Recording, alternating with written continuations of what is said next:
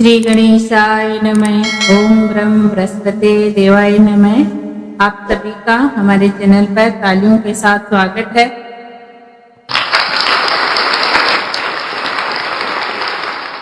आज मैं लेके आई हूँ बृहस्पतिवार व्रत कथा। इस व्रत की विधि इस प्रकार है।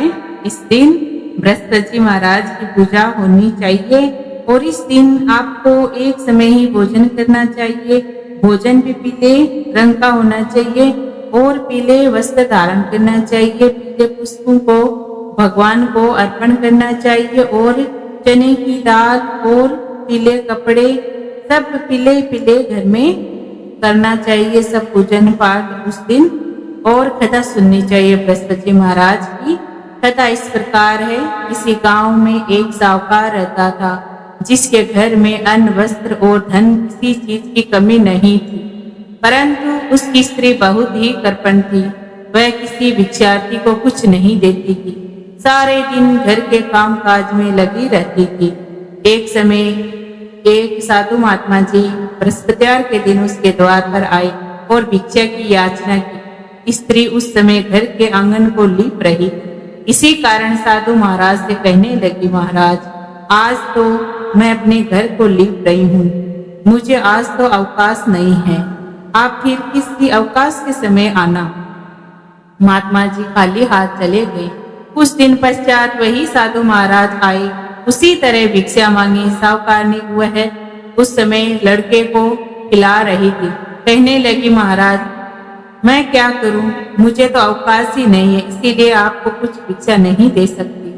तीसरी बार महात्मा जी फिर आए। उसने उन्हें उसी तरह से टालना चाहा, परंतु महात्मा जी कहने लगे, यदि तुमको बिल्कुल ही अवकाश हो जाए तो क्या मुझे भिक्षा दोगी?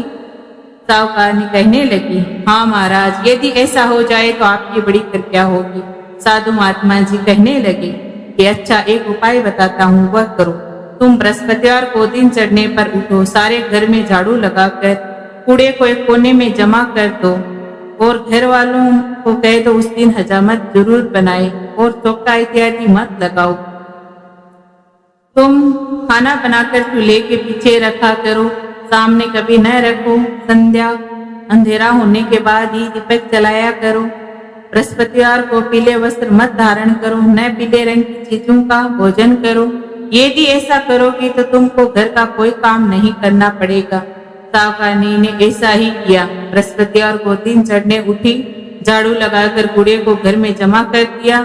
पुरुषों ने हजामत बनवाई, भोजन बनाकर चूल्हे के पीछे रखा। वह सब बृहस्पतिवार को ऐसा ही करती रही। अब कुछ काल बाद उसके घर में खाने को दाना न रहा। थोड़े ही दिनों में महात्मा जी फिर आए और भिक्षा मांगी, परंतु सेठानी ने कहा, महाराज मेरे घर में खाने को अन्न नहीं है, आपको क्या दे सकती हूँ? अब महात्मा जी कहने लगे, तुम्हारे घर में सब कुछ था तब भी तुम कुछ नहीं देती, अब तो तुमको पूरा पूरा अवकाश है, अब भी तुम कुछ नहीं दे रही हो, तो तुम क्या चाहती हो वह कहो। सेठानी ने हाथ जोड़कर प्रार्थना की, महाराज अब कोई ऐसा उपाय बताइए, मेरे पहले जैसा धन धान्य हो जाए। अब मैं प्रतिज्ञा करती हूँ कि उसमें आप जैसा कहोगे वैसा ही करूंगी। तब महात्मा जी ने कहा, बृहस्पतिवार को तुम प्रातः काल उठकर स्नान आदि से निर्वृत्त हो, घर को गौ के गोबर से लिपो और घर के पुरुष हजामत उस दिन न बनवाई। भूखों को अन्न जल देती रहा करो, ठीक सायंकाल दीपक जलाओ, और यदि ऐसा तुम करोगी तो तुमको बृहस्पति महाराज की कृपा प्राप्त होगी। तुम्हारी सारी मनोकामनाएं बृहस्पति महाराज पूर्ण करेंगे, इसमें कोई संदेह नहीं है। सेठानी ने ऐसा ही किया। उसके घर में पहले जैसा धन था वैसा ही हो गया। वह बहुत ही राज ठाट बाट से जिंदगी जीने लगी। बोलो बृहस्पति महाराज की जय। बृहस्पति महाराज की दूसरी कथा है इस प्रकार। एक समय की बात है कि एक दिन इंद्र बड़े अहंकार से अपने सिंहासन पर बैठे थे और बहुत से देवता, ऋषि, गंधर्व, किन्नर आदि सभा में उपस्थित थे।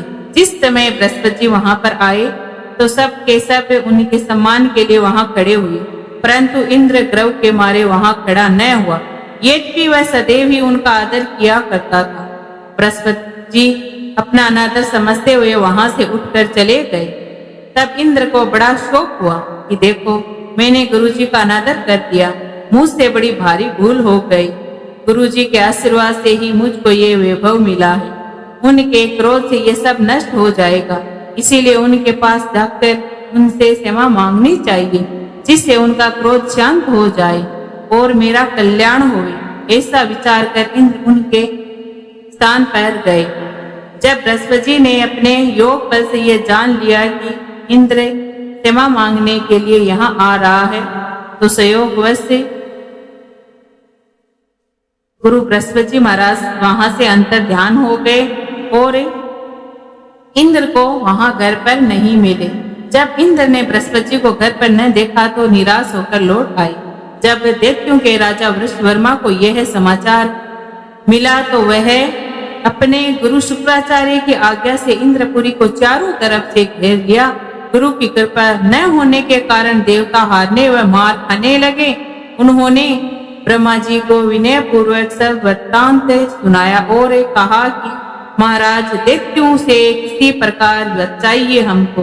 तब ब्रह्मा जी कहने लगे कि तुमने बड़ा अपराध किया है, जो गुरु जी को क्रोधित कर दिया। अब तुम्हारा कल्याण इसी में हो सकता है कि त्वष्टा ब्राह्मण का पुत्र है विश्वरूपा, बड़ा तपस्वी और ज्ञानी है, उसे अपना पुरोहित बनाओ तो तुम्हारा कल्याण होगा। ये वचन सुनते ही इंद्र त्वष्टा के पास गया और बड़े विनती भाव से त्वष्टा से कहने लगे कि आप पुरोहित बनने की हमारी कृपा करें, जिससे हमारा कल्याण होवे। तब त्वष्टा ने उत्तर दिया कि पुरोहित बनने से तपोबल घट जाता है, परंतु तुम बहुत विनती करते हो तो इसीलिए मेरा पुत्र विश्वरूपा पुरोहित बनकर तुम्हारी रक्षा करेगा। विश्वरूपा ने पिता की आज्ञा से पुरोहित बनकर ऐसा यत्न किया कि हरि इच्छा से इंद्र वृषवर्मा को युद्ध में जीताकर अपने इंद्रासन पर स्थापित हुआ। विश्वरूपा के 3 मुख थे। एक मुख से वह सोमपली लता का रस निकालकर पीते थे, दूसरे मुख से वह मदिरा पीते थे और तीसरे मुख से वह अनादि भोजन करते थे। इंद्र ने कुछ दिनों के उपरांत कहा कि मैं आपकी कृपा से यज्ञ करना चाहता हूँ। जब वे विश्वरूपा की आज्ञा अनुसार यज्ञ आरंभ हो गया, तब एक दैत्य ने विश्वरूपा से कहा कि तुम्हारी माता दैत्य की कन्या है, इसी कारण हमारे कल्याण के निमित्त एक आहुति दैत्यों के नाम पर भी दे दिया करो। तो उत्तम बात है कहकर वह बात मान ली। विश्वरूपा उस दैत्य का कहा मानकर आहुति देते समय धीरे से दैत्य का नाम लेने लगी। इसी कारण क्या होता है कि यज्ञ करने से देवताओं का तेज नहीं बढ़ता है। इंद्र को पता चलते ही क्रोधित होकर विश्वरूपा के 3 सर काट डालते हैं। मदपान करने से भंवरा, सोमपली पीने से कबूतर और अन्न खाने के मुख से वह तितर बन गया। विश्वरूपा के मरते ही इंद्र का स्वरूप ब्रह्म हत्या के प्रभाव से बदल गया। देवताओं के 1 वर्ष तक पश्चाताप करने पर भी ब्रह्म हत्या का वह पाप न छूटा, तो वह सदेवता के प्रार्थना करने पर ब्रह्मा जी बृहस्पति के सहित वहां आए। उससे ब्रह्म हत्या के 4 भाग किए, उनमें से 1 भाग पृथ्वी को दिया। इसी कारण कहीं कहीं धरती ऊंची नीची और बीज बोने लायक भी नहीं होती है। साथ ही ब्रह्मा जी ने यह वरदान दिया कि जहां पृथ्वी में गड्ढा होगा, कुछ समय पाकर स्वयं भर जाएगा। दूसरा वृक्षों को दिया, जिसमें उनमें गोंद बनकर स्वयं भर जाएगा। दूसरा वृक्षों को दिया, जिसमें से गोंद बनकर बहता है। इसी कारण गूगल के अतिरिक्त सभी गोंद अशुद्ध समझे जाते हैं। वृक्ष को यह वरदान दिया कि ऊपर से सूख जाने पर जड़ फिर से फूट जाती है। तीसरा भाग स्त्रियों को दिया। इसी कारण स्त्रियां हर महीने रजस्वला होकर पहले दिन चांडालनी, दूसरे दिन ब्रह्मघातनी, तीसरे दिन धोबनी के समान होकर चौथे दिन शुद्ध होती है और संतान प्राप्ति को उनको वरदान दिया। चौथा भाग जल को दिया, जिससे फेन और शिवाल आदि जल के ऊपर आ जाते हैं। जल को यह वरदान मिला कि जिस चीज में डाला जाएगा वह बोझ में बढ़ जाएगी। इसी प्रकार इंद्र को ब्रह्म हत्या के पाप से मुक्त किया। जो मनुष्य इस कथा को पढ़ता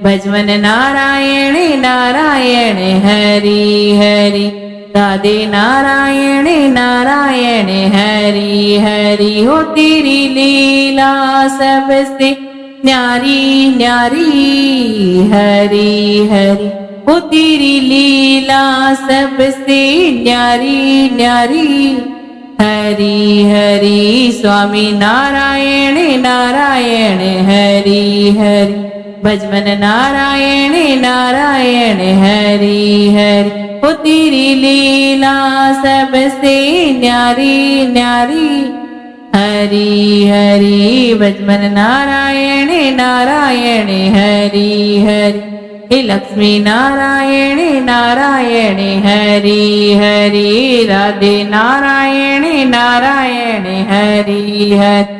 सूर्य नारायण नारायण हरि हरि, हो तेरी लीला सबसे न्यारी न्यारी हरि हरि। हो तेरी लीला सबसे न्यारी न्यारी हरि हरि। स्वामी नारायण नारायण हरि हरि, लक्ष्मी नारायण नारायण हरि हरि, भजमन नारायण नारायण हरि हरि। राधे नारायण नारायण हरि हरि। बोलो श्री नारायण भगवान की जय। अब हम बृहस्पति जी महाराज की आरती पढ़ेंगे। आरती में पूरी तरह बने रहना। ओम जय बृहस्पति देवा, ओ जय बृहस्पति देवा, छिन छिन भोग लगायो कदली फल मेवा। ओम जय बृहस्पति देवा, तुम पूर्ण परमात्मा, तुम अंतर्यामी, जगत पिता जगदीश्वर, तुम सबके स्वामी। ओम जय बृहस्पति देवा, श्रेणामृत निज निर्मल सब पातक हरता, सकल मनोरथ दायक कृपा करो भरता। ओम जय बृहस्पति देवा, तन मन धन अर्पण कर जो शरण पड़े, प्रभु प्रकट तब होकर आकर द्वार खड़े। ओम जय बृहस्पति देवा, दीन दयाल दयानिधि भगतन हितकारी, पाप दोष सब हरता भव बंधन हारी। ओम जय बृहस्पति देवा, सकल मनोरथ दायक सब संशय तारो, विषय विकार मिटाओ संतन सुखकारी। ओम जय बृहस्पति देवा, जो कोई आरती तेरी प्रेम सहित गावे, ज्येष्ठानंद बंद सो सो निश्चय फल पावे। ओम जय बृहस्पति देवा। बोलो बृहस्पति महाराज की जय हो। अगर आपको ये कथा अच्छी लगी हो तो लाइक शेयर जरूर करना और कमेंट में ओम ब्रह्म बृहस्पति देवाय नमः जरूर लिखना।